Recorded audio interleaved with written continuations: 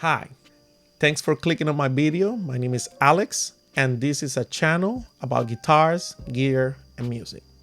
Today's video is about affordable pedals, affordable and available.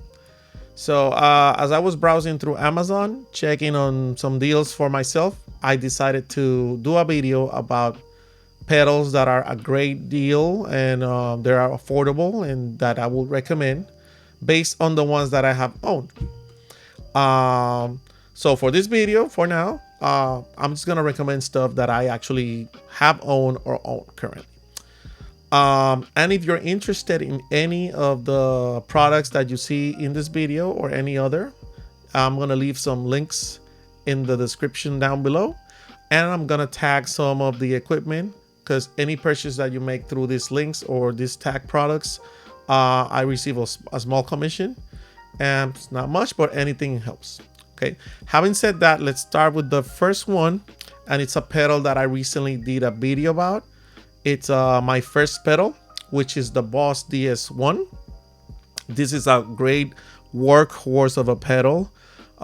It's a pedal that you pretty much will own it for the rest of your life if you don't sell it or trade it. I have owned mine since the very early 2000s. And it's still going strong. So if you don't believe me, check my video. So it's a great price, great product. Like I said, it's a brand, a very great brand. It's Boss Roland, and so it's not like a cheaply made pedal. It's a tried and true format. And yeah, if this is something that you are looking for, like a distortion box, or want to dabble into something a little more raunchy, this is a great unit for you. However, I gotta say, it's not everybody's cup of tea, right? So that's that. Right now, the second pedal I would recommend, let me just get that website for you here.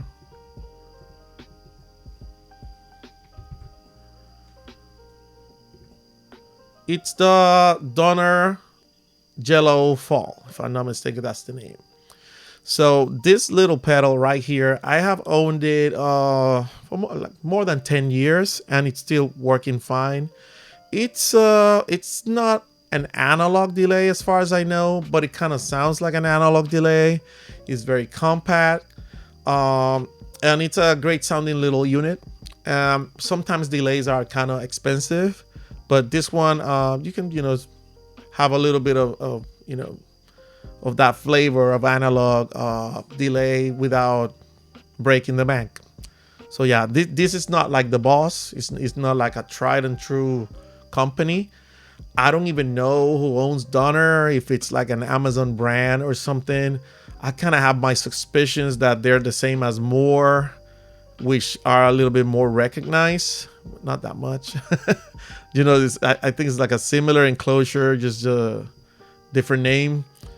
But yeah, great little unit. It sounds great. I might do a demo of it one day. And I was checking the price. It's $35.99. I think I bought it for $35 about 10 years ago. So they're still keeping the same price, which is good. Yeah. So check the next one. So this one. So this one is the Joyo American Sound, and this is more like a amp simulator type of thing. For what I heard, they're based, or they're clones of I think it's a Tech 21 pedal, the blonde something. I forgot, but it's like a clone of that pedal. I believe the first version of that pedal, and it is a great pedal if you want to change the character of your amplifier, or if you just want to connect straight to a through a DAW to like a audio interface. that will give you an amplifier sound.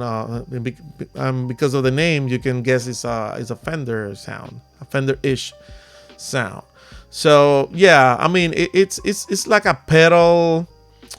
It serves like a dual function because it works as a amp simulator, or you can use it maybe like as an overdrive, like a preamp in front of an amp. So for the price that they're asking for it was $40, which I think is the same I paid back then. I'm not sure. You get a good pedal. A lot of people have tried them, singing praises about them. I have used it, not that much, but I have used it some, and I can tell you, I like it. It sounds pretty good. I would recommend it.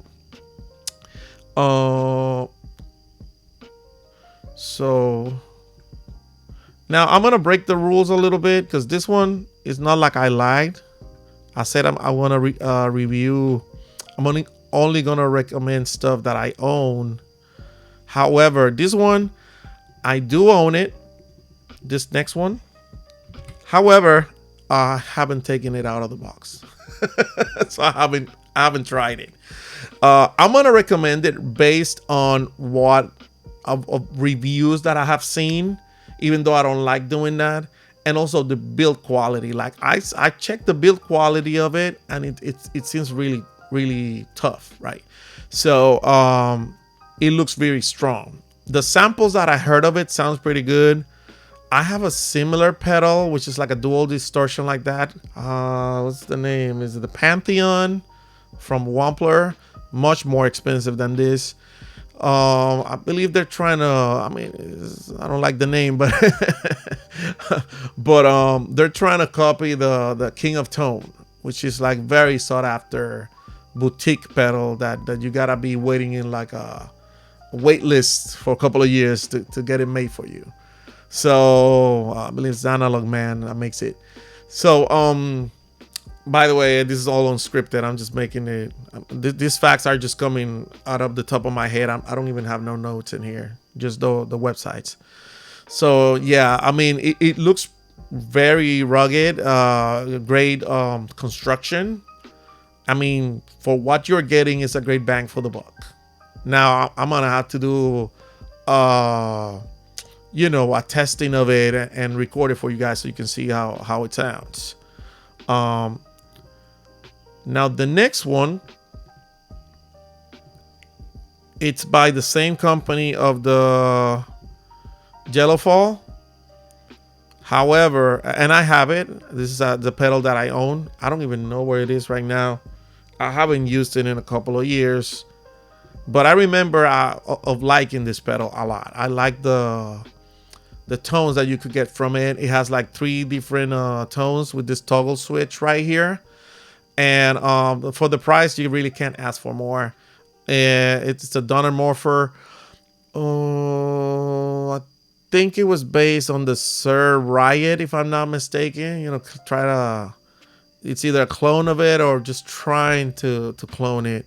The one thing you might not like about this pedal format of this little mini pedals, especially the Donner ones, those little pots over there, kind of finicky to deal with.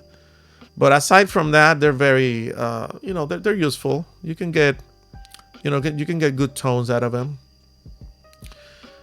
Now, same as the King of Kings that we saw before, this one I own it, but I haven't used it. I've seen a lot of, I'm not talking about the Donner Morpher, just the next one.